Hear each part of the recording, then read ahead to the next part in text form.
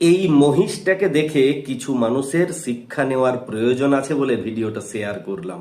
হ্যাঁ, এই মহিষটা বিশ্বাস ভরসার একটা প্রতিচ্ছবি। এই মহিষটা মেয়েটিকে এতটা ভালোবাসে, মেয়েটি যেখানে যায় যেখানেই থাকুক না কেন নিজেকে নিরাপদ মনে করে।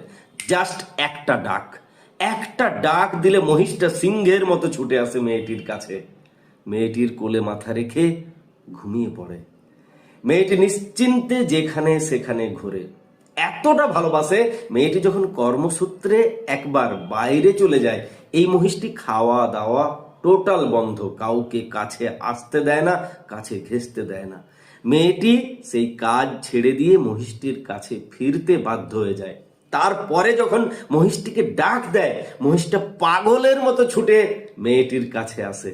এদের দুজনের গল্প নিয়ে একটা বই প্রকাশিত হয়েছে।